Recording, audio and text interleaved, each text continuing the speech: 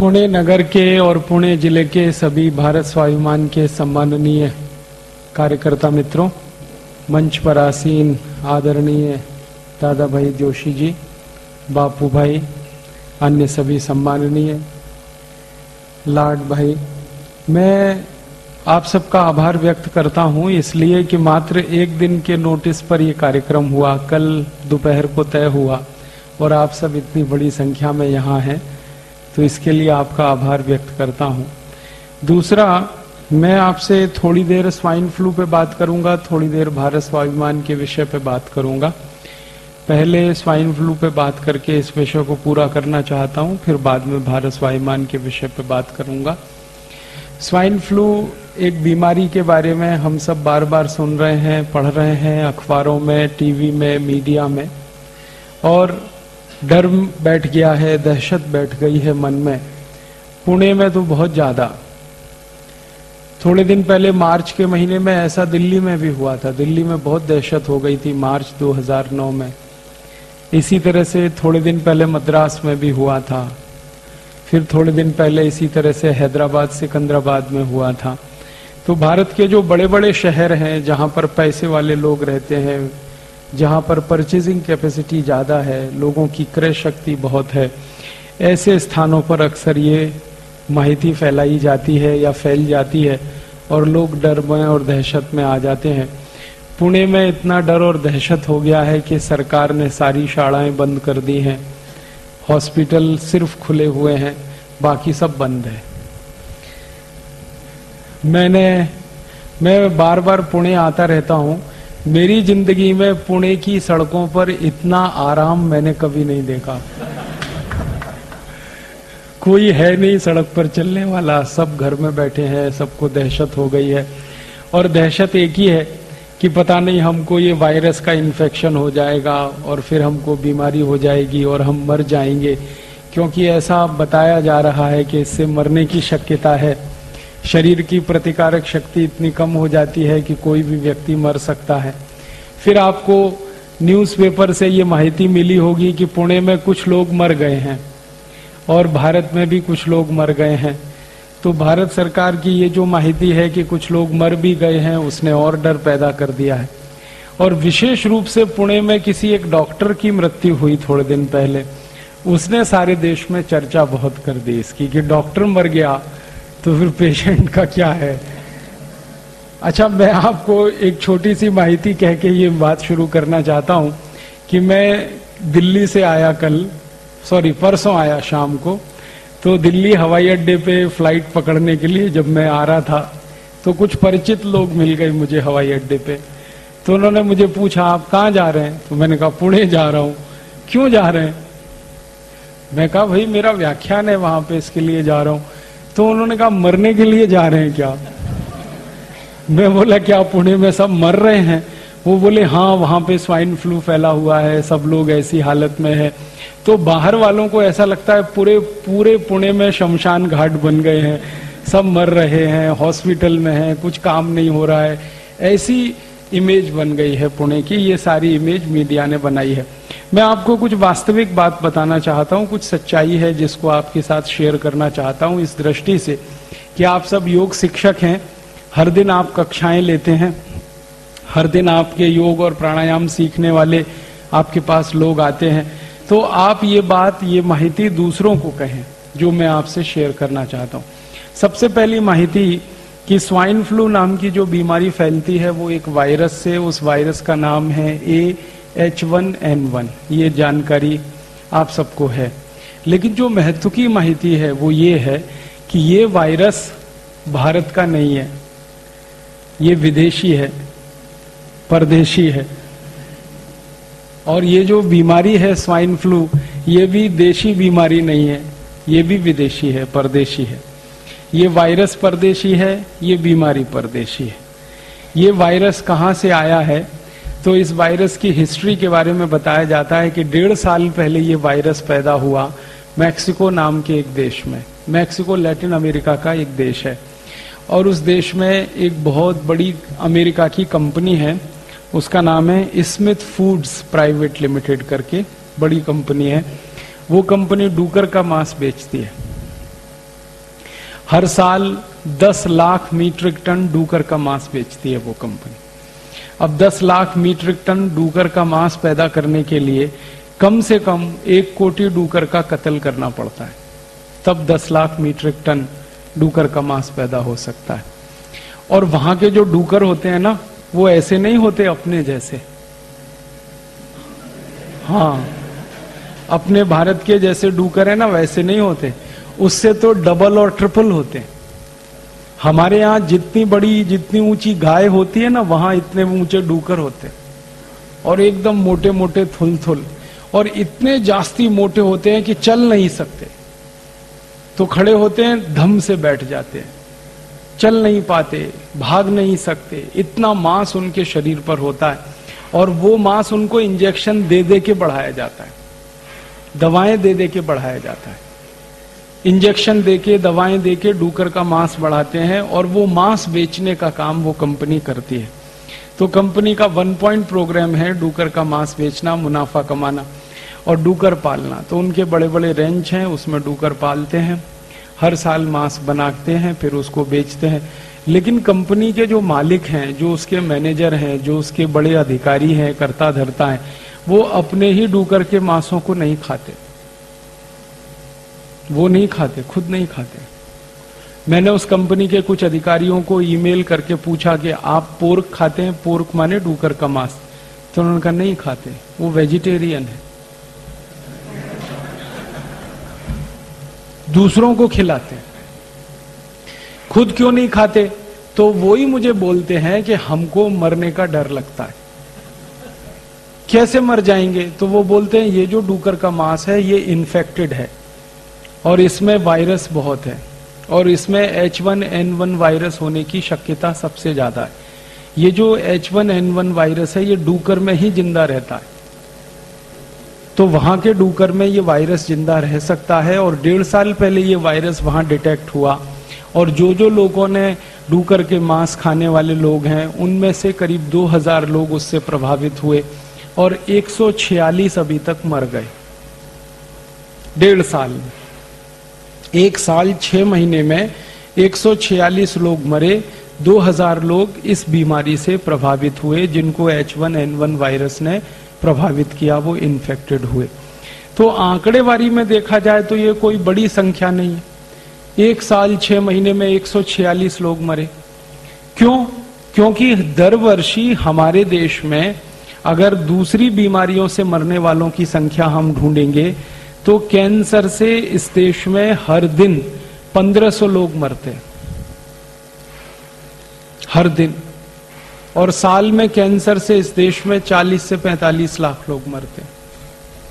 फिर हमारे देश में ट्यूबरकुलोसिस और मलेरिया से हर दिन 1200 लोग मरते हैं, और साल में करीब 36 लाख के आसपास लोग मलेरिया ट्यूबरकुलोसिस से मर जाते हैं।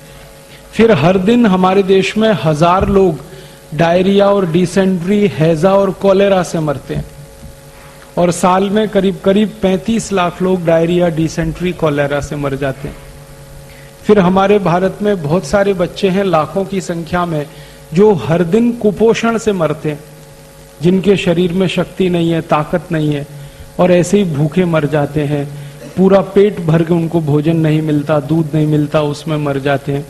तो मरने वालों की संख्या तो बहुत है, कैंसर से मरने वालों की संख्या तो बहुत है, मलेरिया से मरने वालों की संख्या तो बहुत है, ट्यूबरकुलोसिस से मरने वालों की संख्या तो बहुत है, डायरिया, डिसेंट्री से मरने वालों की संख्या तो बहुत है, अनेक दूसरी बीमारियों से। लेकिन वो बीमारियों पर हमारे देश के न्यूज़पेपर में फ्रंट पेज पे खबर नहीं आती। कैंसर से मरने वालों के बारे में कभी भी न्यूज़पेपर में और मीडिया में इतनी चर्चा नहीं होती जितनी स्वाइन फ्लू की हो रही। ट्यूबरकुलोसिस से मरने वालों की चर्चा कभी भी इतनी नहीं होती मीडिया में जितनी स्वाइन फ्लू की हो रही है। कारण जानते हैं क्या है? कैंसर की, ट्यूबरकुलोसिस की, डायरिया की, डिसेंट्री की कोई वैक्सीन नहीं बन सकती। जिन बीमारियों की वैक्सीन नहीं बनती उन बीमारियों के बारे में मीडिया में चर्चा नहीं होती, भले उसमें मरने वालों की संख्या कितनी भी जास्ती हो। लेकिन जिन बीमारियों में वैक्सीन बन सकती है और मरने वालों की संख्या बहुत थोड़ी होती है, उसकी चर्चा बहुत होती है। कारण क्या है? जब बीमारी की चर्चा होगी तो लोगों में डर पैदा होगा, दहशत पैदा होगी।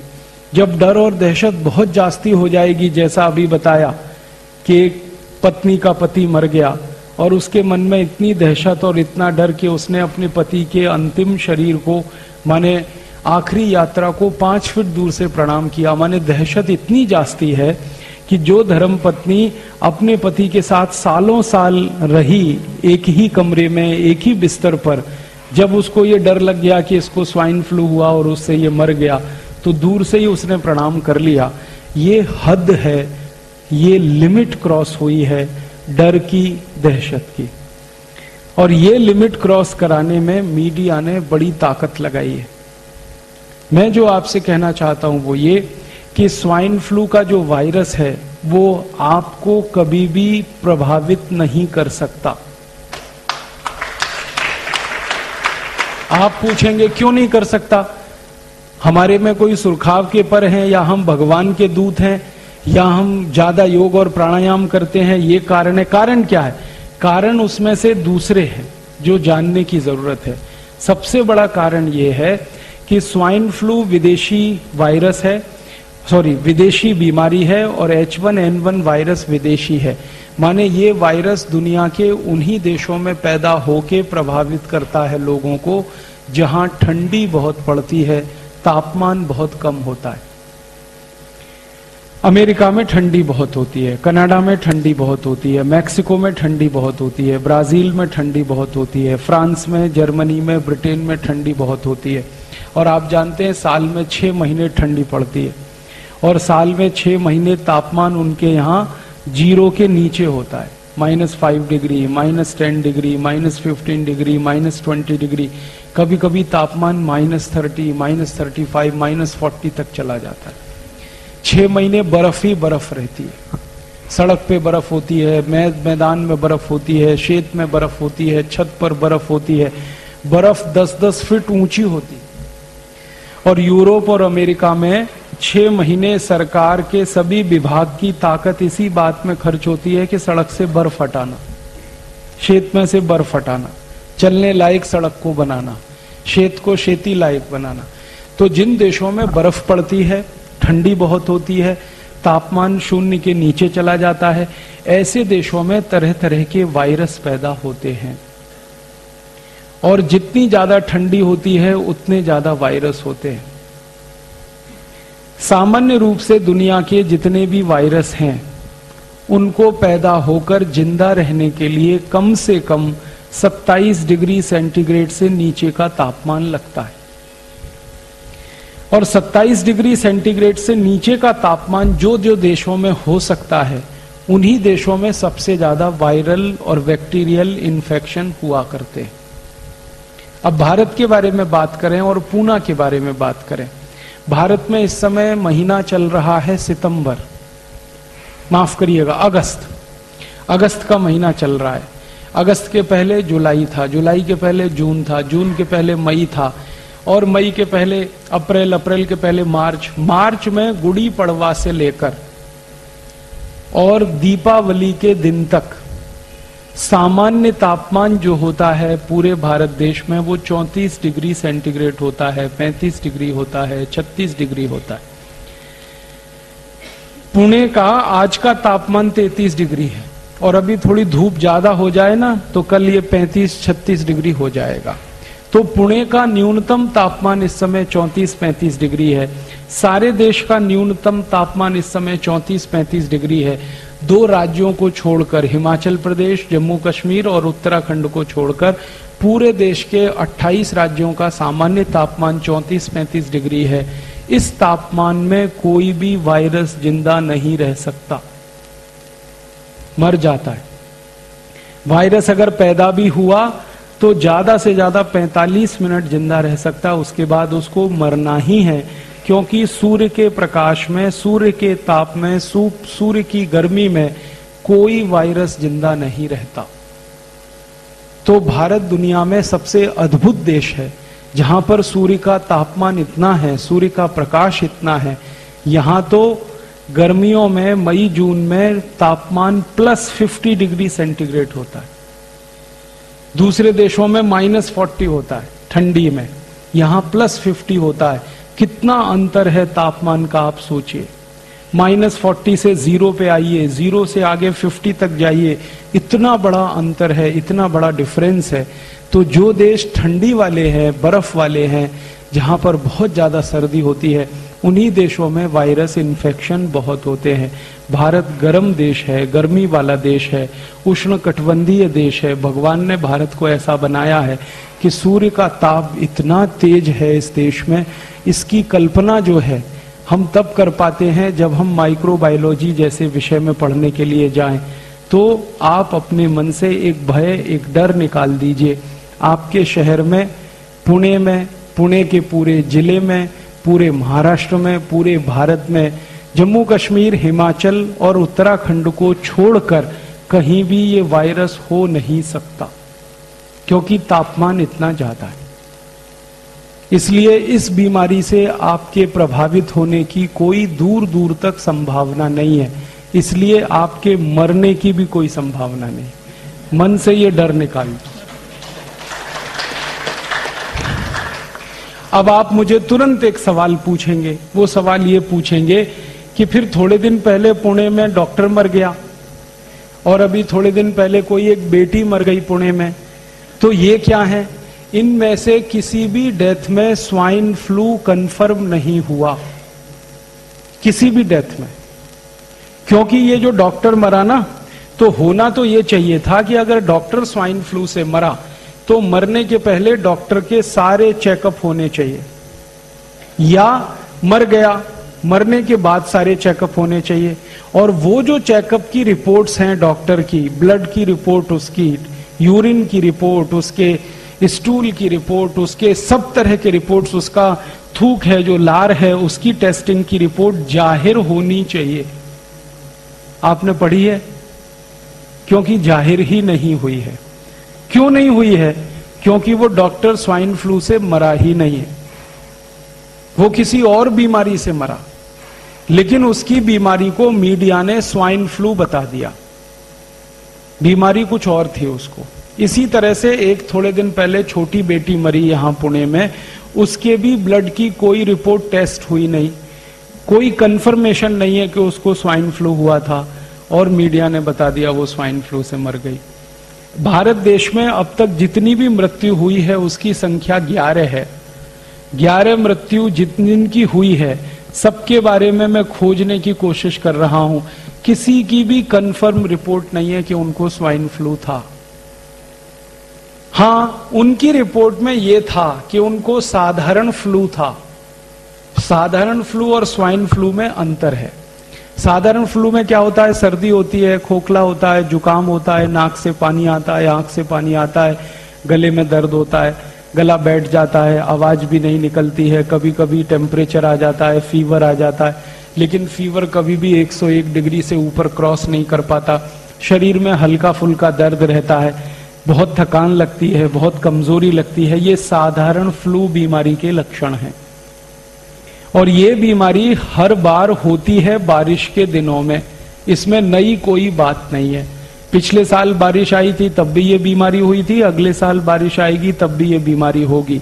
और भारत में उत्तर से दक्षिण, पूरब से पश्चिम सब जगह होती है। तो ये साधारण फ्लू बीमारी होगी शायद ये 11 लोगों को।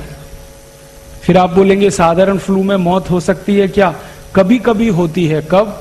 जिस व्यक्ति को साधारण फ्लू हो जाए और उसके पहले उसको कोई गंभीर बीमारी हो चुकी हो। जैसे मैं उदाहरण से बताता हूं, मान लीजिए किसी को बहुत समय से टाइफाइड हो, ठीक है। अब टाइफाइड हो और टाइफाइड शायद ठीक होने वाला हो, तब तक उसको फ्लू हो गया हो। उस कंडीशन में वो आदमी मरने की स्थिति में पहुंच सकता है। इसी तरह से लंबे समय किसी को मलेरिया का बुखार आया और मलेरिया के बुखार में उसी को फ्लू हो गया, मलेरिया ठीक हुआ तब तक उसको फ्लू हो गया, उस कंडीशन में उसकी मृत्यु हो सकती है। एक बहुत खराब बुखार होता है, ज्वर होता है, ताप होता है, जिसको मस्तिष्क ज्वर कहते हैं, इंसेफेलाइटिस कहते हैं। इसमें अगर कोई व्यक्ति फंस गया हो और थोड़े ही दिन के बाद उसको फ्लू इन्फेक्शन हो जाए, वायरल इन्फेक्शन हो जाए, तो उसकी मृत्यु हो सकती है, क्योंकि इन तीनों कंडीशन में ब्लड में प्लेटलेट्स बहुत तेजी से कम हो जाते हैं। और उसके बाद प्लेटलेट्स बढ़ाने के लिए एलोपैथी में कोई दवा नहीं है। तो इसलिए एलोपैथी का कोई भी पेशेंट या डॉक्टर इस तरह से अगर चक्कर में आ गया तो उसका मरना 100% तय है। इसमें कोई आश्चर्य की बात नहीं है, क्योंकि जब तेजी से प्लेटलेट्स गिरते हैं और एलोपैथी के पास कोई दवा नहीं है प्लेटलेट्स बढ़ाने की, तो वो मर ही जाएगा। और मैं 99.99% कहता हूं पुणे का डॉक्टर ऐसे ही मरा है। उसके ब्लड प्लेटलेट्स बहुत तेजी से गिर गए और पहले उसको एक बड़ी बीमारी का इन्फेक्शन हो चुका था, उसके बाद फ्लू हो गया, मर गया। तो मीडिया ने उसको छाप दिया कि वो स्वाइन फ्लू से मर गया। क्योंकि मीडिया को इसमें क्या इंटरेस्ट है, अखबार वाले ये जो खबर छाप रहे हैं इसके लिए उनको पैसा मिल रहा है। मीडिया में काम करने वाले मेरे बहुत सारे दोस्त हैं। दिल्ली में एक बहुत बड़ा अंग्रेजी अखबार है, उसका एक एडिटर है जो मेरा बहुत अच्छा दोस्त है। मैंने उसको एक दिन पूछा कि तुम्हारे अखबार में 15 दिन से हर दिन हेडलाइन छप रही है कि स्वाइन फ्लू पुणे में फैल गया, स्वाइन फ्लू वहां फैल गया, स्वाइन फ्लू वहां फैल गया, 11 मर गए, अब तक इतने प्रभावित हो गए। ये जो खबर तुम दे रहे हो, इस खबर में तुम मुझे कोई 1, 2, 3, 10, 20, 50 लोगों के नाम दे दो, पते दे दो जिनको स्वाइन फ्लू हो गया है, मैं उनके घर वालों से मिलना चाहता हूं। तो कहने लगे वो नहीं है हमारे पास। मैं पूछा फिर खबर कैसे छाप रहे हो? कहने लगा खबर तो ऊपर से आ रही है। मैं बोला ऊपर से कहां से आ रही है? तुम्हारे ऊपर कौन है? तो उसने कहा मैं तो एडिटर हूं, लेकिन मेरे ऊपर अखबार का मालिक है। आप जानते हैं एडिटर मालिक के नीचे होता है। कहने लगा मालिक के यहां से खबर आ रही है और मालिक के यहां से ये आदेश आ रहा है कि ये पहले पेज पे खबर लगनी चाहिए और ऐसी जगह लगनी चाहिए जहां सबकी नजर पड़ती है। फिर मैंने पूछा इसमें खास बात क्या है जो पहले पेज पे लगनी चाहिए? तब उसने कहा इस खबर के साथ चेक भी आता है,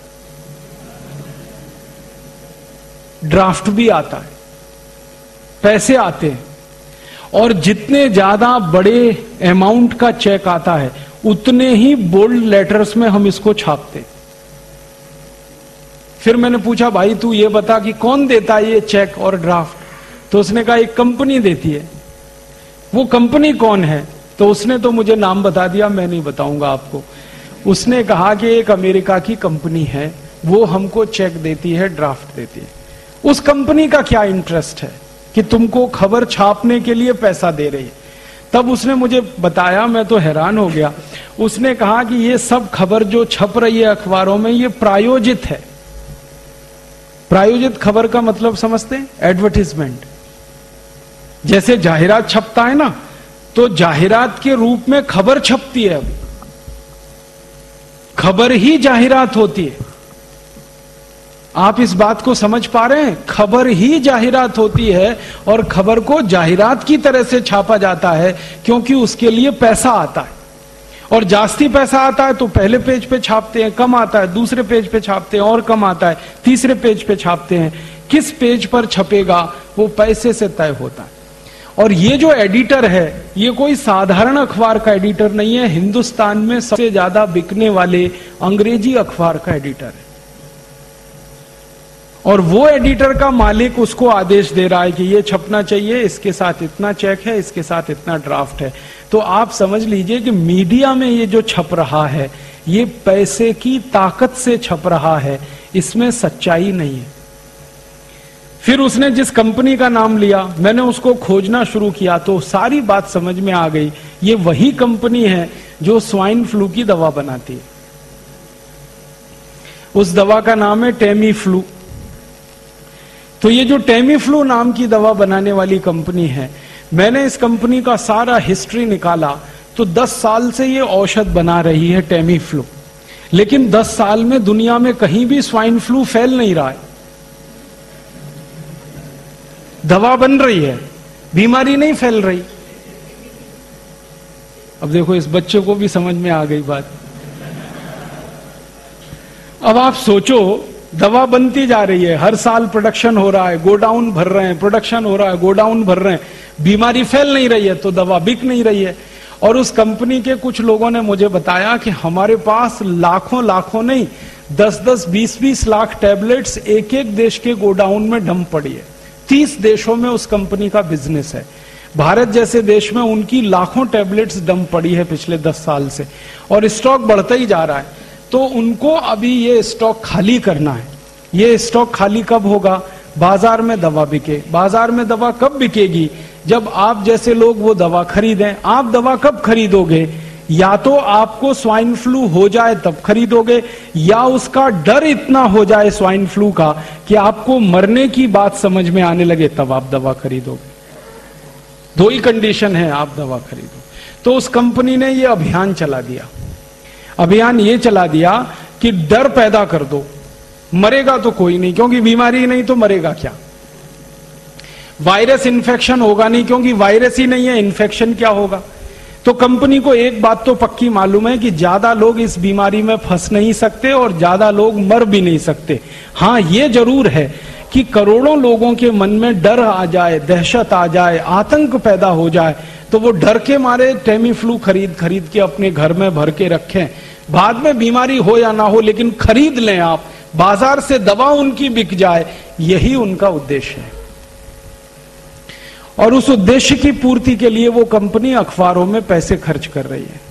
अब अखबारों में 10-20 करोड़ रुपए उन्होंने खर्च कर दिए खबर छपवाने के लिए, और दवा उनकी 3000 कोटि की बिक गई, तो धंधा कितना अच्छा है। 10 कोटि खर्च किए, 3000 कोटि का माल बिक गया। ये है सारा खेल। और ये जो कंपनी टेमी फ्लू बेच रही है, जो अमेरिका की कंपनी है, इसी कंपनी ने स्वाइन फ्लू बीमारी का वैक्सीन बनाना शुरू किया है, इसी कंपनी ने। और अमेरिकन गवर्नमेंट ने इनको ऑर्डर भी दिया है। अमेरिका की और दुनिया की ये अकेली कंपनी है जिसके पास पेटेंट है, और पेटेंट भी 20 साल का है। मतलब क्या है? 20 साल तक ये अकेली कंपनी वैक्सीन बनाएगी स्वाइन फ्लू का और बाजार में बेचेगी, दूसरी कोई कंपनी नहीं बना सकती। पेटेंट का कानून ऐसा होता है। और 20 साल तक टेमी फ्लू दवा को भी यही कंपनी बनाएगी और बेचेगी, दूसरी कोई नहीं बना सकती। जब एक कंपनी दवा बनाने वाली हो तो वो मनमानी कीमत पे दवा बेचेगी, क्योंकि दूसरा उसका कोई कॉम्पिटिटर नहीं है। जब अकेली कंपनी है वैक्सीन बनाने वाली, तो भी मनमानी कीमत पे बेचेगी। तो इस कंपनी ने तय किया है कि उनका एक वैक्सीन का फाइल 3000 रुपए में वो बेचेंगे। तो 3000 रुपए में उनका वैक्सीन बिकेगा अभी थोड़े दिन में बाजार में। अब इसको खरीदेगा कौन? वही खरीदेंगे जिनको डर है मन में कि स्वाइन फ्लू हो सकता है, स्वाइन फ्लू हो सकता है, स्वाइन फ्लू हो सकता है। अब ये डर हिंदुस्तान में तो बहुत लोगों को है, लेकिन जिनके पास पैसे ही नहीं है उनके डरने से फायदा भी नहीं है। ये डर तो झारखंड में भी है लोगों को, ये डर तो बिहार में भी है, बंगाल में भी है, लेकिन उस कंपनी को कोई मजा नहीं है झारखंड, बिहार, बंगाल में। वो कहते हैं कि वहां डर हो भी तो क्या फायदा, किसी के पास 3000 रुपए तो हो वैक्सीन खरीदने के। क्योंकि झारखंड, बंगाल, बिहार के लोग कहेंगे कि 3000 रुपए हो तो हम तो चावल खरीद के खाएंगे, वैक्सीन खरीद के क्यों लगवाएंगे। अब ये 3000 रुपए का एक वैक्सीन कौन खरीद सकता है? ये पुणेकर खरीद सकते हैं, क्योंकि पुणे में रहने वाले लोगों के पास थोड़ा अभी जास्ती पैसा आ गया। आपको मालूम है पिछले 8-10 साल से पुणे में बहुत पैसा आया। आप जानते हैं फॉरेन इन्वेस्टमेंट आया, विदेशी पूंजी निवेश हुआ, फिर देशी पूंजी निवेश भी हुआ, डोमेस्टिक इन्वेस्टमेंट भी आया। और हिंदुस्तान में इस समय किसी एक शहर में हाईएस्ट इन्वेस्टमेंट है पर ईयर तो वो पुणे है। दूसरे नंबर पे बेंगलोर अभी है। पहले एक जमाने में बेंगलोर होता था, अब पुणे नंबर 1 पे है। एक जमाना होता था कि मुंबई में इन्वेस्टमेंट होता था, अभी मुंबई किसी की पसंद की जगह नहीं है, क्योंकि मुंबई में एक्सपेंशन की गुंजाइश नहीं है। जहां एक्सपेंशन हो सकता है वो वही जगह है जहां जमीन खाली हो। पुणे मुंबई के बीच में बहुत जमीन खाली है, पुणे सतारा के बीच में बहुत जमीन खाली है, सतारा सांगली के बीच बहुत जमीन खाली है, इसलिए ज्यादा डेवलपमेंट यहीं हो रहा है, पैसा यहीं आ रहा है। जहां ज्यादा पैसा आता है वो पैसा समाज में घूमता है और वो घूमने के बाद लोगों की क्रय शक्ति बढ़ा देता है, परचेजिंग कैपेसिटी बढ़ा देता है। पहले पुणे के लोग अपनी जिंदगी चलाते थे 5,000 रुपए महीने में, अब उनकी जिंदगी चलती है 15,000 रुपए महीने में, 20,000 रुपए महीने में। तो ये जो परचेजिंग कैपेसिटी बढ़ी है पुणे की, इसकी माहिती कंपनी वालों को है, क्योंकि उन्होंने सर्वे करा लिया। ये स्वाइन फ्लू की माहिती लाने से पहले उन्होंने सर्वे कराया पुणे का, पिछले साल दिसंबर नवंबर में सर्वे होकर उनको पता चला बहुत कैपेसिटी है, बहुत पैसा है पुणे के लोगों में और वो खर्च कर सकते हैं। बस एक ही बात है, दहशत पैदा हो इनके मन में, डर पैदा हो जाए इनके मन में, आतंक पैदा हो जाए इनके मन में, तो वो डर, दहशत और आतंक आप में पैदा करके तैयार कर रहे हैं आपको, क्योंकि थोड़े दिन में उनकी वैक्सीन आ जाएगी, वो वैक्सीन धड़ाधड़ आप खरीदें और लगवाना शुरू कर दें। इसकी तैयारी चल रही, इसके लिए सारा खेल चल रहा है। मीडिया में 10, 20, 50 कोटि रुपए खर्च करके कंपनी हजारों कोटि का बिजनेस करने का सपना देख रही। उस कंपनी ने हिसाब निकाला है कि मान लीजिए पुणे में 40 लाख लोग रहते हैं या 45 लाख लोग रहते हैं और एक व्यक्ति 3,000 रुपए का वैक्सीन खरीदे, तो 45 लाख में 3,000 का गुणा करो, कितनी बड़ी रकम उस कंपनी को मिलती है एक ही शहर से। और ये हजारों कोटि की रकम अगर मिलती हो 10 कोटि खर्च करके, तो क्या बुरा धंधा है। ये खेल है। और ये खेल पता है उस कंपनी को किसने बताया? ये कंपनी के अधिकारियों को थोड़े दिन पहले की एक माहिती हुई पुणे के बारे में, और वो माहिती ये है कि पुणे वाले बहुत वैक्सीन लगाते रहते, लगवाते रहते। हाँ, यहां पे वैक्सीनेशन का काम ऐसे चलता है जैसे दूध और दही बेचने का काम चलता है। हमारे पुणे में अभी थोड़े दिन पहले मास वैक्सीनेशन का कैंपेन चला, हेपेटाइटिस बी, याद है? हर गली मोहल्ले चौराहे में हेपेटाइटिस बी का वैक्सीन लगता था। Rotary club, lions club, rotaract club, lioness club, Jain संगठन, फलाना संगठन, ढिमाका संगठन, जितनी सहकारी संस्थाएं, सामाजिक संस्थाएं, सबका एक ही काम था, वैक्सीनेशन करो, वैक्सीनेशन करो। क्या हो रहा है? हेपेटाइटिस बी आने वाला है, हेपेटाइटिस बी आने वाला है, हेपेटाइटिस बी आने वाला है। सबसे जास्ती वैक्सीन बिका पुणे में। हम लोगों ने इस हेपेटाइटिस बी के मामले पर एक मुकदमा किया था बंबई हाई कोर्ट में, और जब मुकदमा किया तो अदालत ने आदेश दिया कि इसकी जांच करो, माइक्रो लेवल पे, सूक्ष्म स्तर पे जांच करो। जब जांच हुई तो पता चला कि हेपेटाइटिस बी नाम की बीमारी भारत में होती ही नहीं। बीमारी होती है हेपेटाइटिस ए। हेपेटाइटिस ए माने पीलिया, काविड़ कहते हैं मराठी में आप। तो ये सामान्य काविड़ जो होता है वो हेपेटाइटिस ए है। ये होता है, सामान्य रूप से होता है, बारिश के दिनों में तो जरूर होता है, क्योंकि पानी में गंदगी आने के कारण ये होता है। तो हेपेटाइटिस ए तो होता है, हेपेटाइटिस बी नहीं होता। और वैक्सीन हेपेटाइटिस बी का दिलवा दिया आपको। आप में से कितने लोगों ने लगवाया? देखो, यही हाथ खड़े कर रहे हैं सबके सब। और ऐसे ऐसे हजारों लाखों लोगों ने पुणे में वैक्सीन लगवा लिया। 2 कंपनियों ने खूब बिजनेस कर लिया, खूब धंधा कर लिया, फिर मुंबई में कर दिया उन्होंने, फिर कोलकाता, फिर दिल्ली, फिर जगह जगह करके हजारों कोटि रुपए लूट लिया।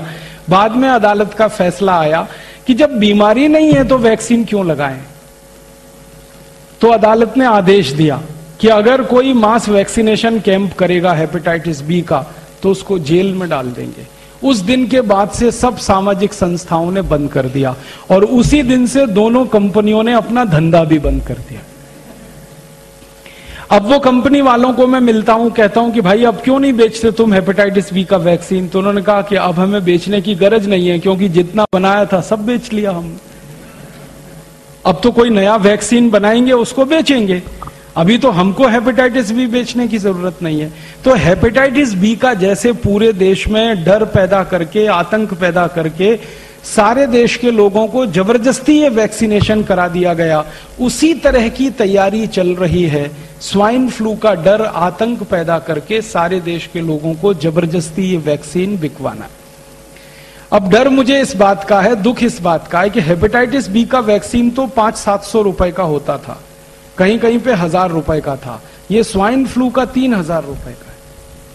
कंपनी को अंदाजा लग गया है कि 500-700-1000 का वैक्सीन लगवा सकते हैं तो 3000 का भी लगवा सकते हैं, बस डर बैठा दो कि तुम मर सकते हो, तुमको ऐसा हो सकता है, तुमको वैसा हो सकता है।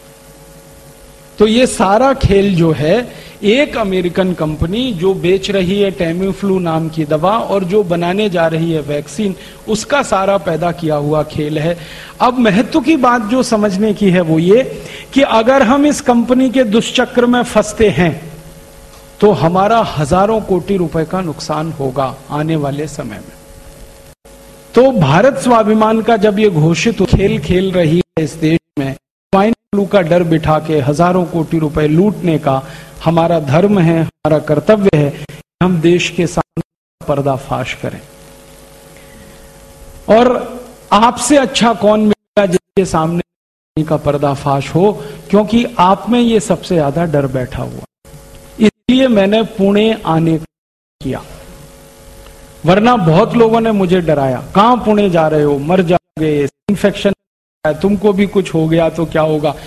बापू भाई एक इतने हमारे नजदीक है पतंजलि योग में, उन्होंने तो इतनी इमोशनल बात कह दी, हमारे पास दूसरा राजीव दीक्षित नहीं है।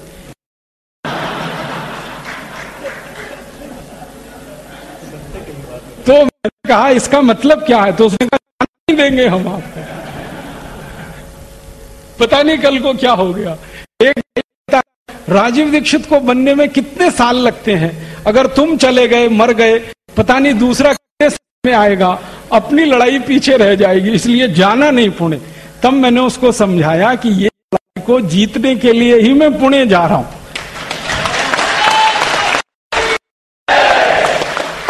क्योंकि ये लड़ाई जीती जाएगी तो पुणे से ही जीती जाएगी। कारण क्या है, जहां लड़ाई केंद्र है वहीं तो लड़ना पड़ेगा। अब लड़ाई का केंद्र पुणे है और हम हरिद्वार में बैठ के तलवार चलाएंगे, दुश्मन है ही नहीं वहां, तलवार दुश्मन माने अमेरिका की कंपनी जो हमारे सामने, हमारी आंखों के सामने हजारों कोटी लूटने रही है, उसका बाजार तो पुणे में बनने जा रहा है। क्योंकि कंफर्म रिपोर्ट मेरे पास है उस कंपनी की आंतरिक है कि वो पुणे में ही लॉन्च करेंगे सबसे पहले वैक्सीन को। इसलिए यहां पर सबसे ज्यादा दहशत फैलाने का, डर फैलाने का, आतंक फैलाने का काम वो कर रहे हैं। मेरा मानना है कि जहां कंपनी गाड़ना चाहती है, हम वहीं से उनका झंडा नहीं उखाड़ेंगे तो लड़ाई होगी फिर। इसलिए मैंने तय किया कि मैं पुणे जरूर जाऊंगा। हालांकि पुणे से 2-3 फोन आए, लेक्चर कैंसिल हो जाएगा, कर्फ्यू लगा देंगे, ये कर देंगे। मैंने कहा जो होगा सो देखा जाएगा।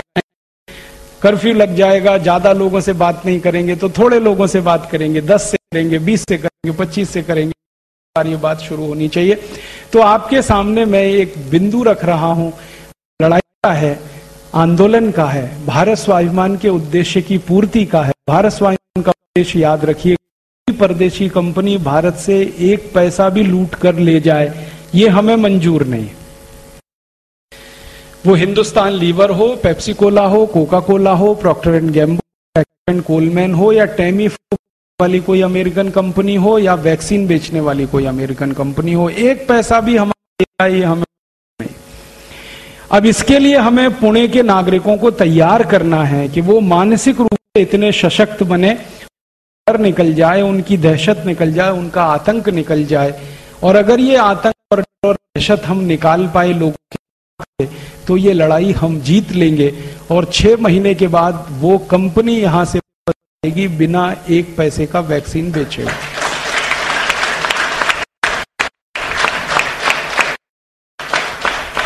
इस लड़ाई में आपका सहकार चाहिए, आपका सहयोग चाहिए। तो आप बोलेंगे हम कर सकते हैं। सबसे पहले तो आपके दिमाग से डर निकालिए कि आपको स्वाइन फ्लू हो सकता है, कभी नहीं हो सकता। आपको अपनी गारंटी पे कह रहा हूं, पूरे पतंजलि योगपीठ की गारंटी पे कह रहा हूं, हम पूजनीय स्वामी जी की गारंटी पे कह रहा हूं, आपको नहीं हो सकता। से निकाल दीजिए, क्यों नहीं हो सकता? 3 कारण लीजिए। स्वाइन फ्लू सबसे ज्यादा वहां होता है जहां ठंडी होती है, और आप ऐसे शहर में रहते हैं जहां ठंडी नहीं, गर्मी है, 34-35 डिग्री तापमान है। स्वाइन फ्लू के जिंदा रहने के लिए 27 डिग्री से कम तापमान चाहिए। दूसरा, स्वाइन फ्लू उन लोगों में मल्टीप्लाई कर सकता है जो सुअर का मांस खाते हैं, डूकर, क्योंकि ये डूकर में ही जिंदा रहता है। ये वायरस ही डूकर का वायरस है। सारी दुनिया में इसको डूकर वायरस ही कहते हैं, पिग वायरस कहते हैं। तो जो डूकर का मांस खाते हैं, पोर्क खाते हैं, उन्हीं के शरीर में, उन्हीं के ब्लड में इस वायरस के जिंदा रहने की शक्यता सबसे जास्ती होती है, और प्रवेश करने की शक्यता सबसे जास्ती होती है। और मैं मानता हूं कि कम से कम आप में से तो कोई डूकर का मांस नहीं खाता, किसी का भी नहीं खाते आप तो डूकर का तो सवाल ही नहीं है। और पुणे में भी अगर 100 लोगों को आप ढूंढोगे तो 100 में से शायद कोई एक मिलेगा जो डूकर का मांस खाता हो, वो भी शायद नहीं मिलेगा।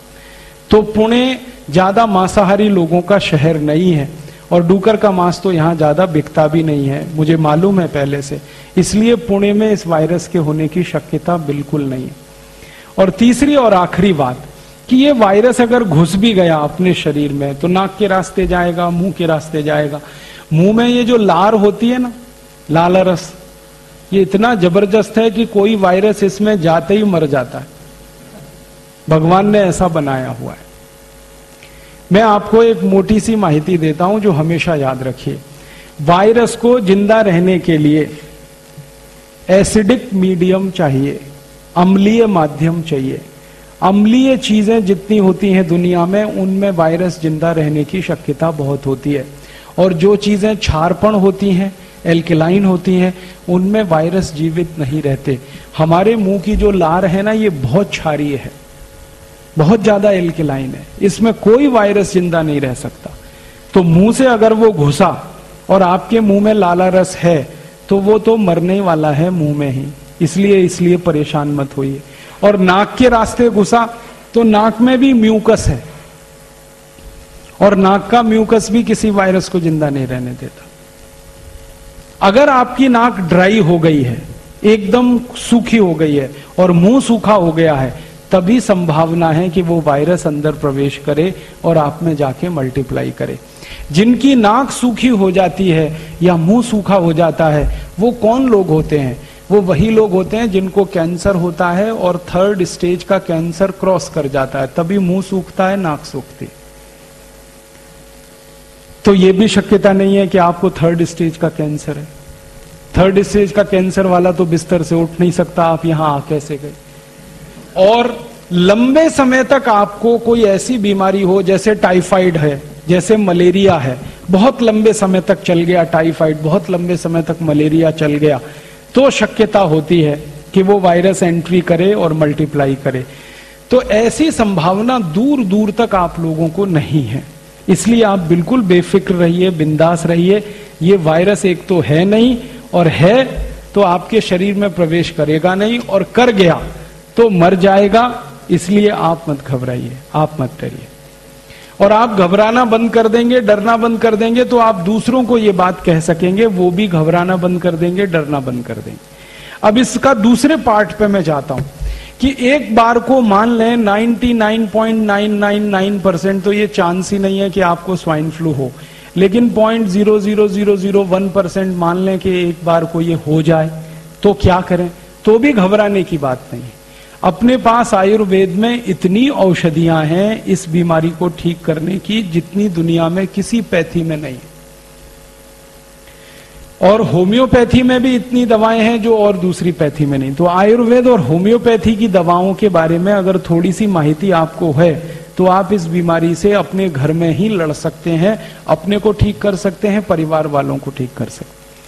आयुर्वेद में जो सबसे अच्छी औषधि है इस बीमारी के लिए वो है गुड़वेल और तुलसी, तुलस और गुड़वेल। गुड़वेल का काढ़ा, तुलस का काढ़ा बना के अगर कोई भी पी ले तो इस बीमारी से मुक्त हो जाएगा। और गुड़वेल का और तुलसी का काढ़ा बीमारी होने से पहले पी ले तो बीमारी आने का दूर दूर तक चांस नहीं है। प्रिवेंटिव भी है, क्यूरेटिव भी है। गुड़वेल आसानी से मिलती है, तुलस सबके घर में उपलब्ध है, इसमें कोई बहुत खर्चा होता नहीं। गुड़वेल की लकड़ी खरीदें 2-3-4 रुपए में आसानी से मिल जाती है। उस लकड़ी का इतना बड़ा भाग छोटे छोटे टुकड़े कर दीजिए, 1 गिलास पानी में उबाल लीजिए, पानी उबलते हुए आधा हो जाए फिर उसको उतार लीजिए, तुलसी पत्ते उसमें डाल लीजिए उबलते समय, और जब पानी पीने लायक हो जाए, हल्का गुनगुना रहे, तब उसको दिन में 3-4 बार में पी लीजिए, बस इतना काफी। तो वायरस एंट्री करेगा नहीं, प्रिवेंटिव आप हो जाएंगे, आपकी प्रतिकारक शक्ति बहुत बढ़ जाएगी, आपकी रेजिस्टेंस बहुत बढ़ जाएगी और वायरस तो नहीं जाएगा। और अगर चला गया तो भी इसी औषध को 2-3 दिन पी लीजिए, ठीक हो जाएंगे आप। ताप भी उतर जाएगा, सर्दी खत्म हो जाएगी, जुकाम खत्म हो जाएगा, सारे सिम्टम्स आपके ठीक हो जाएंगे। इसके अलावा, ये तो है, इसके अलावा अपने स्वयं पाक घर में बहुत सारी औषध है। स्वयं पाक घर की वो सारी औषध जो कफ की विकृति को ठीक करने वाली औषध है। आप जानते हैं हमारे यहाँ 3 तरह की औषध है, वात को ठीक करे, पित्त को ठीक करे और कफ को ठीक करे। कफ को ठीक करने वाली जितनी औषध हैं वो प्रतिकारक शक्ति को भी बढ़ाती हैं, तो कफ विकृति को ठीक करने वाली औषध उपयोग कर लीजिए तो भी आप ठीक हो जाएंगे। अब वो औषध क्या क्या है? सबसे अच्छी औषध है हमारे स्वयं पाक घर में, उसका नाम है आल, अदरक है। इसके बाद दूसरी सबसे अच्छी औषध है हड़द, तीसरी सबसे अच्छी औषध है मध, चौथी सबसे अच्छी औषध है मिरी, काली मिर्च, पांचवी सबसे अच्छी औषध है दालचीनी, छठी सबसे अच्छी औषध है तेज पत्र, सातवीं सबसे अच्छी औषध है आपके यहां आंवला, आठवीं सबसे अच्छी औषध है एलोवेरा, नवीं सबसे अच्छी औषध है पुदीने के पत्ते, धनिए के पत्ते, और नागरवेल पान जो खाते हैं 11वीं सबसे अच्छी औषध है। अपने स्वयं पाक घर में ही ढूंढेंगे तो 15-20 औषध है जो कफ को ठीक करते हैं। इनमें से किसी भी औषध का उपयोग करिए। सबसे अच्छा तो मैंने बता दिया गुड़वेल का और तुलसी का काढ़ा। दूसरा आप चाहें तो पान नागरवेल का, उसको पत्ते को चटनी बनाइए, थोड़ा उसमें आल को चटनी बना के मिलाइए, फिर थोड़ा सा उसमें आप मध डाल दीजिए, हल्का गर्म कर लीजिए, चाट के खा लीजिए दिन में 2-3